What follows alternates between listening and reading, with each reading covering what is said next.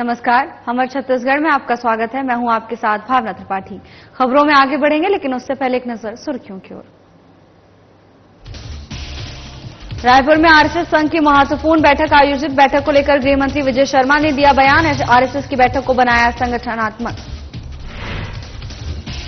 रायपुर में मीडिया से मुखातिब हुए डिप्टी सीएम विजय शर्मा। निगम मंडल की नियुक्ति पर दिया बयान। कहा, निगम मंडल बाद का विषय है, पहले प्राधिकरण पर चिंता कर रहे हैं सीएम। रायपुर में गणेश उत्सव की झांकी में डीजे बनाने को लेकर संशय। मामले पर गृह मंत्री विजय शर्मा का बयान। कहा, नियम के दायरे में रहकर बजेगा डीजे। राहुल गांधी के खिलाफ दिया गया अमर्यादित बयान। कांग्रेस कार्यकर्ताओं में दिखा आक्रोश। सुकमा में NH 30 पर बीजेपी नेताओं ने किया पुतला दहन। दुर्ग के जेवरा स्थित राइस मिल में लगी भीषण आग। मिल में रखा धान और बारदाना जलकर खाक। कड़ी मशक्कत के बाद आग पर पाया काबू।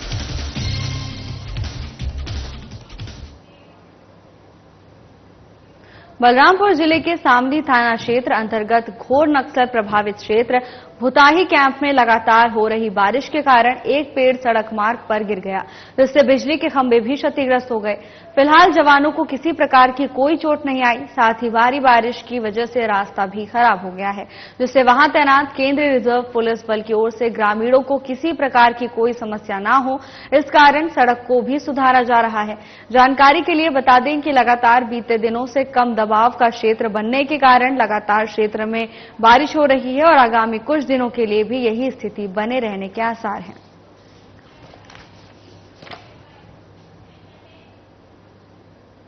राजधानी रायपुर में राष्ट्रीय संगठन महामंत्री शिव प्रकाश संघ और संगठन की महत्वपूर्ण बैठक ले रहे हैं। आपको बता दें कि आरएसएस से जुड़े प्रमुख लोगों के अलावा बीजेपी प्रदेश अध्यक्ष किरण सिंहदेव और अन्य पदाधिकारी भी इस बैठक में मौजूद हैं। साथ ही डिप्टी सीएम विजय शर्मा, वित्त मंत्री ओपी चौधरी, स्वास्थ्य मंत्री श्याम बिहारी जायसवाल, राजस्व मंत्री टंकराम वर्मा भी यहां पर मौजूद हैं। बताया जा रहा है कि सामाजिक मुद्दों, योजनाओं और नीतिगत मुद्दों पर बैठक में चर्चा हो रही है। वहीं बैठक को लेकर मंत्री विजय शर्मा ने बयान देते हुए कहा कि आरएसएस की बैठक है, संगठनात्मक बैठक है, सभी विषयों पर चर्चा होगी। संगठनात्मक संगठनात्मक बैठक में मतलब राजधानी रायपुर में आरएसएस संघ की महत्वपूर्ण बैठक आयोजित की गई। इस बैठक में शामिल होने पहुंचे डिप्टी सीएम विजय शर्मा ने मीडिया से मुखातिब होते हुए निगम मंडल की नियुक्ति पर बयान दिया है। उन्होंने कहा कि निगम मंडल बाद का विषय है, पहले प्राधिकरण पर सीएम चिंता कर रहे हैं, जल्द इस पर निर्णय होगा। उन्होंने नवरात्रि के पहले जारी होने के सवाल पर कहा, नवरात्रि तो अभी दूर है।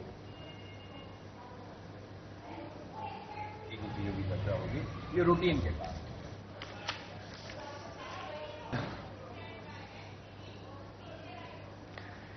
देश भर में इस बार सुप्रीम कोर्ट के निर्देशानुसार डीजे बैन पर प्रतिबंध लगाया गया है।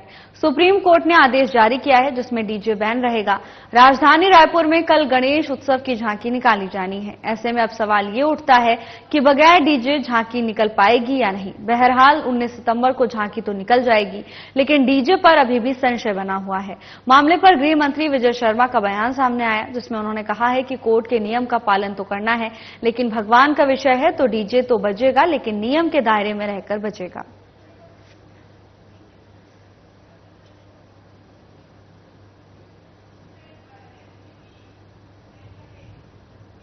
केंद्रीय मंत्री रवनीत सिंह बिट्टू के बाद अब उत्तर प्रदेश सरकार में मंत्री रघुराज सिंह ने विवादित बयान देते हुए लोकसभा में नेता प्रतिपक्ष राहुल गांधी को आतंकवादी बताया है। उन्होंने कहा कि राहुल गांधी देश के नंबर 1 आतंकवादी हैं, क्योंकि वो इस देश को बांटना चाहते हैं। इनको देश से कोई लेना देना नहीं है। वहीं महाराष्ट्र के सत्तारूढ़ शिवसेना के विधायक संजय गायकवाड़ जीभ काटने वाले को 11 लाख रुपए इनाम में दिए जाने संबंधित अमर्यादित बयान दिए जाने के विरोध में सुकमा में विरोध प्रदर्शन देखने को मिला। इस दौरान कांग्रेस कार्यकर्ताओं ने बस स्टैंड के पास NH 30 पर बीजेपी नेताओं का पुतला दहन किया।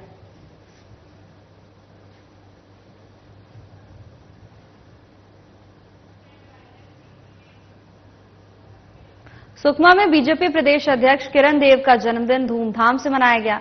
इस दौरान पेट्रोल पंप पर किरण देव के भतीजे श्री गदेव और धाकर समाज के सभी पदाधिकारियों ने पटाखे फोड़कर और केक काटकर मिठाइयां बांटी। इस अवसर पर सभी ने प्रदेश अध्यक्ष किरण देव के स्वास्थ्य उज्जवल भविष्य की कामना की और जन्मदिन की बधाई दी।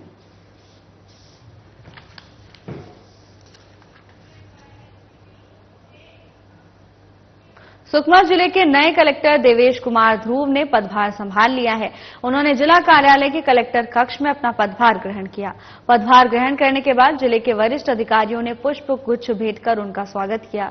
उन्होंने अधिकारियों से परिचय प्राप्त किया। बता दें कि वो जिले में 10वें कलेक्टर के रूप में नियुक्त हुए हैं। ध्रुव 2018 बैच के आईएएस हैं। उनके पदभार ग्रहण करने के मौके पर अपर collector Gajendra Thakur, APO Balwant Marko, DMM Satyaprakash Tiwari, अधीक्षक रिंकू देवांगन, रीडर जितेंद्र दीवान, स्टेनो सुरेश प्रभाकर, जनसंपर्क जिला समन्वयक किशन कुमार उपस्थित रहे। वहीं निरीक्षण के दौरान नए कलेक्टर ने कार्यालय में उपस्थित अधिकारियों और कर्मचारियों से परिचय प्राप्त कर उनके कार्यों के संबंध में जानकारी ली।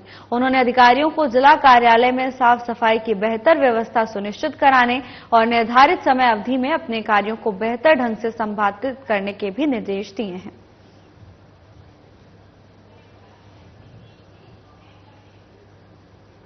रायपुर में पूर्व संसदीय सचिव विकास उपाध्याय ने पत्रकार वार्ता को संबोधित किया। इस दौरान उन्होंने छत्तीसगढ़ पाठ्य की किताबों को लेकर भ्रष्टाचार के आरोप लगाए हैं। उन्होंने कहा कि नवीन सत्र की पाठ्य पुस्तक रद्दी में मिली है, किताबों को सही समय में नहीं बांटा गया। नवीन सत्रों की लाखों किताब के रद्दी में मिलने के बाद उन किताबों को भट्टी में जलाया जा रहा था। उन्होंने कहा है कि 7 टन किताबों से भरी गाड़ी सूरजपुर में जला दी गई है। राज्य सरकार और छत्तीसगढ़ पाठ्य पुस्तक निगम पर कई सवाल उठाते हैं। साथ ही भ्रष्टाचारियों को ही जांच दल में रखा जाता है। उन्होंने कहा कि ये सरकारी संपत्ति है। सरकारी स्कूलों में इन किताबों को जाना था, बच्चे इनसे वंचित रह गए हैं। उन्होंने पूरे मामले की उच्च स्तरीय जांच की मांग की है। देखिए, इस पूरे मामले में भारतीय जनता पार्टी की सरकार की लापरवाही, उस विभाग को संभालने वाले जिम्मेदार मंत्री, उस विभाग को संभालने वाले जिम्मेदार अधिकारी, पाठ्य पुस्तक निगम से संबंधित लोग, ये तमाम लोग इन्वॉल्व हैं। जांच समिति बनी है, 5 सदस्यीय जांच कमेटी बनाई। जांच कमेटी में भी तो वही विभाग के लोग हैं। लापरवाही या भ्रष्टाचार को आपको कैसे, जब चोरी उनके विभाग के द्वारा, उनके डिपार्टमेंट के द्वारा की गई, तो उसका पता लगाने भी अगर आप चोर को चोरी का पता लगाने भेजेंगे तो वो पता नहीं लगा पाएगा। और मैंने पहले भी कहा कि 2 लोग इसमें भ्रष्टाचार में लिप्त हो तो पता चलेगा आपको। अभी जांच दल गया है, क्या होता है उसके बाद पता चलेगा। हम इसको लेकर उच्च स्तरीय जांच की मांग कर रहे हैं। रिटायर्ड हाईकोर्ट के जज से इसकी जांच हो जाए और दूध का दूध, पानी का पानी हो जाए। बसना नगर पंचायत में स्वच्छ भारत के लिए 17 सितंबर से शुरू होने वाले व्यापक अभियान की घोषणा के साथ ही स्वभाव परिवर्तन को बढ़ावा देने और श्रमदान के माध्यम से जन भागीदारी को बढ़ावा देने के लिए एक पखवाड़े में होने वाली गतिविधियों की तैयारियों नगर पंचायत बसना में शुरू हो गई है। यह अभियान 17 से लेकर 2 अक्टूबर तक चलेगा। इस कैंपेन की थीम स्वभाव स्वच्छता संस्कार स्वच्छता रखी गई है। इसके तहत 17 सितंबर को नगर निगम प्रशासन की ओर से एक मेगा इवेंट का आयोजन किया गया है। इस इवेंट की शुरुआत नगर पंचायत सांसद रूप कुमारी चौधरी, बीजेपी मंडल अध्यक्ष अनिल अग्रवाल, अभिमन्यु जायसवाल, पार्षद शीत गुप्ता समेत पार्षद और गणमान्य नागरिक की उपस्थिति में स्वच्छता संकल्प के साथ की गई। उसके बाद सामुदायिक स्वास्थ्य केंद्र का निरीक्षण कर मरीजों को फल भी वितरित किए गए। शासन के निर्देशानुसार से प्रत्येक वार्डों में ओबीसी सर्वे कार्य किया जा रहा है और जो हमारे अंतिम स्टेज पर अभी आने वाले हैं, सर्वे लगभग 80-90% हमारा पूर्ण हो चुका है। इसमें प्रत्येक वार्डों में जैसे एसटी एससी की जनसंख्या चुनाव के पहले दिया जाना होता है, उसमें ओबीसी का भी हमको शासन के निर्देशानुसार से उनकी जनसंख्या काउंट करके सर्वे करके हमको भेजना है, ताकि आने वाले चुनाव में उसका और इस पे आवश्यक दस्तावेज के रूप में उनकी आवश्यकता। छत्तीसगढ़ के दुर्ग जिले के जेवरा सिरसा चौकी क्षेत्र में स्थित नमन फूड प्रोसेस राइस मिल में आग लग गई। आग लगने से इलाके में खलबली मच गई। वहीं आग लगने की सूचना मिलने के बाद राइस मिल मालिक ने पुलिस और जिला अग्निशमन को फोन किया और आग लगने के बारे में बताया। आग लगने की सूचना मिलते ही फायर ब्रिगेड की 5 गाड़ियां मौके पर पहुंची। जिला अग्निशमन विभाग के कमांडेंट नागेंद्र सिंह ने बताया कि मंगलवार सुबह आग की सूचना मिलने पर फायर ब्रिगेड मौके के लिए रवाना हुई। 25 से ज्यादा फायर फाइटर आग बुझाने के लिए पहुंचे। फायर ब्रिगेड की 5 से ज्यादा गाड़ियों मौके पर पहुंची। उन्होंने बताया कि आग काफी तेजी से फैलते हुए पूरे राइस मिल में फैल चुकी थी, जिससे कई घंटों की मशक्कत के बाद काबू पाया गया। बता दें कि राइस मिल में रखा सारा सामान जलकर खाक हो चुका है। राइस मिल मालिक को लाखों का नुकसान हुआ है। हमारे नाइट शिफ्ट वाले जो लेबर हैं वो सुबह लाइट बंद करने के लिए शेल्फ खोले तो देखिए शॉर्ट सर्किट के कारण पीछे बारदाना में आग लग गई है। तो उन्होंने हमको सुबह 5:30 बजे फ़ोन लगाया, 5:30-6 बजे करीब तो फ़ोन लगाया तो हम तुरंत आए। तो 7 बजे 7:15 बजे फायर ब्रिगेड वाले आए, तब से अभी बुझी है। किसी प्रकार की कोई क्षति, किसी को चोट लगी हो? नहीं, किसी को कोई चोट नहीं लगी है, कोई इंसान किसी को कहीं कुछ नहीं लगा है। सिर्फ माल और मटेरियल का नुकसान हुआ है और बाकी किसी को कुछ नहीं हुआ है। लगभग कितने का ये नुकसान हो सकता है? ये अभी तक एस्टीमेट पता नहीं चला है, मगर बड़ा नुकसान है। जब ये जानकारी हुई तो क्या आपके पास उस समय कोई अग्निशमन की सुरक्षा का कुछ इंतजाम था? पानी का पाइप था, बड़ा सब था, मगर क्या है शॉर्ट सर्किट के कारण पंप उड़ गया।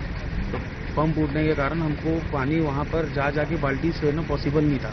तब वो फायर ब्रिगेड के आने तक और वो बारदाना और उसमें आग लपेट और बढ़ गया, तो उसके कारण और ज़्यादा आग लगी। तो कॉल मिला कि राइस मिल में आग लगा जीरा सिरसा में। तो हमारी एक गाड़ी तत्काल रवाना किया गया और एक गाड़ी जब पहुंची हमारे यहाँ पे पहुंचने के बाद में देखें कि आग की स्थिति बहुत ज़्यादा है और यहाँ पे फायर का कोई सिस्टम नहीं लगा था, इस कारण हमको दूसरी गाड़ी का बैकअप मांगना पड़ा। तो उसमें हमको करीबन 3 गाड़ी और रवाना किया गया। स्पॉट में हमारे पास 4 गाड़ियाँ रही और एक गाड़ी स्पॉट में खड़े रही और 3 गाड़ी कंटिन्यू रिफिलिंग करते रही पास के तालाब से। और करीबन हम लोग को 60-65 गाड़ियाँ रिफिलिंग में हमको जरूरत पड़ा और मशक्कत इस कारण हुआ हमको कि चारों तरफ से बंद था गोडाउन और कुछ जगह से खुला हुआ था, जिसको जेसीबी से हम लोग तोड़वाने के बाद में चारों तरफ से हम लोगों ने फायर फाइटिंग करके आग बुझाया पूर्ण रूप से। इतनी बड़ी आगजनी की घटना हुई है, वहाँ वेयर हाउस पे किस तरह के इक्विपमेंट्स है, सुरक्षा के किस तरह के उपाय हैं? इनका कुछ भी नहीं था यहाँ पे। जैसे फायर एक्सटिंग्विशर्स होते हैं, फायर एक्सटिंग्विशर हालांकि छोटे होते हैं, जो फायर सिस्टम होना चाहिए इंडस्ट्री के हिसाब से, पाइपलाइन होना चाहिए, 1.5 लाख लीटर का पानी स्टोरेज होना चाहिए उनके पास। कबीरधाम जिले के थाना पांडा तराई पुलिस को गांजा तस्करी पर एक बार फिर कामयाबी हाथ लगी है। मुखबिर की सूचना मिलने पर पुलिस ने रात्रि गश्त के दौरान एक कार से 4 किलो 50 ग्राम मादक पदार्थ गांजा जब्त किया है। वहीं पुलिस की नाकाबंदी देखकर कार सवार युवक कार छोड़कर फरार हो गए। फिलहाल पुलिस ने गांजे के साथ कार को भी जब्त कर लिया है। पुलिस आगे की जांच पड़ताल में जुट गई है।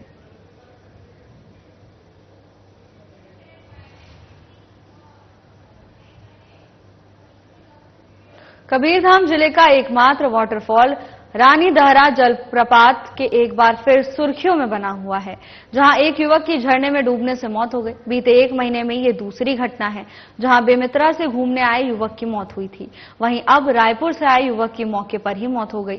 सभी युवक तिल्दा रायपुर के एक स्टील प्लांट में कार्य किया करते थे।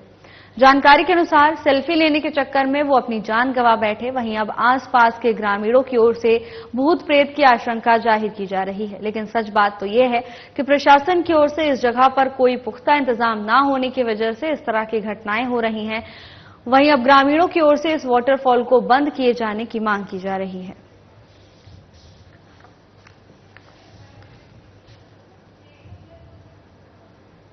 बलरामपुर जिले के शंकरगढ़ थाना क्षेत्र में एक पति ने पत्नी के सिर पर सब्बल से वार कर उसे मौत के घाट उतार दिया।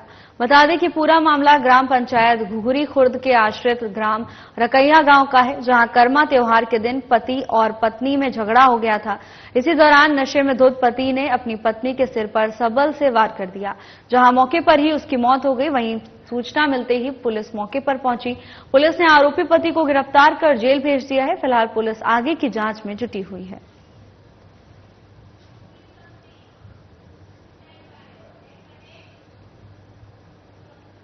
खबर अंबिकापुर से है, जहां तीव्र आवाज में डीजे बजाने और वाहन के अनुमेय सीमा के बाहर डीजे साउंड सिस्टम लगाकर कोलाहल उत्पन्न करने के मामले में सरगुजा पुलिस ने कार्रवाई की।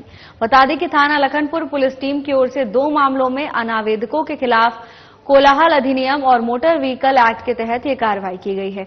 वहीं पुलिस ने अनावेदकों के कब्जे से 2 पिकअप वाहन, 2 जनरेटर सहित sound box, mixer, power light, amplifier जब्त किया है, जिनकी अनुमानित कीमत कुल 20 लाख रुपए आंकी जा रही है।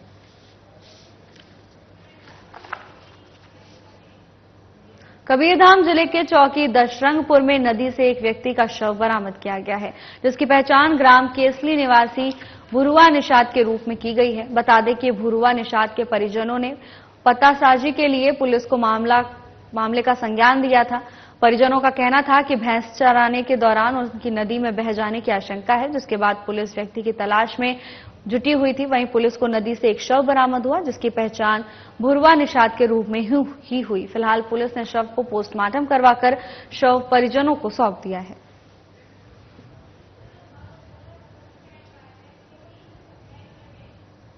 राजनांदगांव सांसद संतोष पांडे ने कवर्धा के पीजी कॉलेज स्थित ऑडिटोरियम में जनसंपर्क विभाग की ओर से विकसित भारत मोदी जी की संकल्पना थीम पर आधारित फोटो प्रदर्शनी का विधिवत शुभारंभ किया।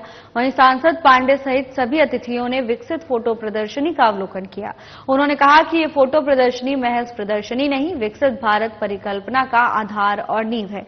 उन्होंने कहा कि देश के प्रधानमंत्री नरेंद्र मोदी ने साल 2047 तक विकसित भारत बनाने का संकल्प लिया है। देश के लिए एक जिम्मेदार नागरिक होने के नाते हम सबको देश के प्रधानमंत्री मोदी के संकल्प और परिकल्पना को साकार करने में अपनी महत्वपूर्ण भागीदारी निभानी होगी। वहीं फोटो प्रदर्शनी में देश के प्रधानमंत्री नरेंद्र मोदी के जीवन की झांकी और उनके द्वारा कर्तव्य निष्ठा के साथ देश के लिए किए जा रहे कार्यों और योगदान की झलक समाहित है।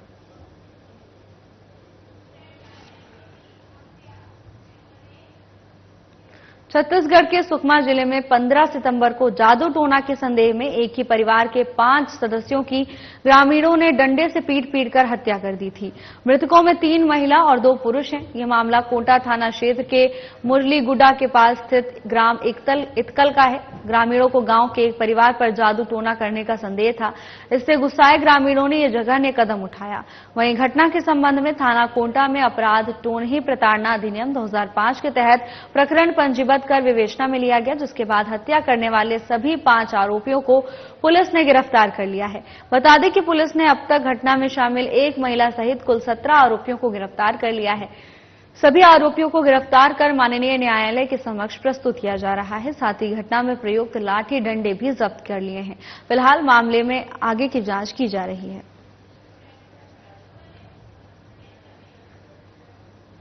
विश्व हिंदू परिषद के नेता संतोष शर्मा 2 दिवसीय छत्तीसगढ़ प्रवास पर हैं। इस दौरान मुख्यमंत्री विष्णुदेव साय से भी उन्होंने मुलाकात की। वहीं हमारी संवाददाता छाया जायसवाल से बातचीत करते हुए विश्व हिंदू परिषद नेता संतोष शर्मा ने बताया कि समय समय पर इस तरह के प्रभाव पूरे भारत में करते हैं और लोगों को घर वापसी करवाते हैं। इसी के साथ उन्होंने क्या कुछ कहा, आइए आप भी सुनिए। विश्व हिंदू परिषद के नेता संतोष शर्मा जी आज हमारे साथ मौजूद हैं। उनसे चर्चा करेंगे। छत्तीसगढ़ प्रवास पर हैं, 2 दिवसीय प्रवास पर वो छत्तीसगढ़ पहुंचे हुए। सर, सबसे पहले बहुत बहुत स्वागत। धन्यवाद। जय श्री राम।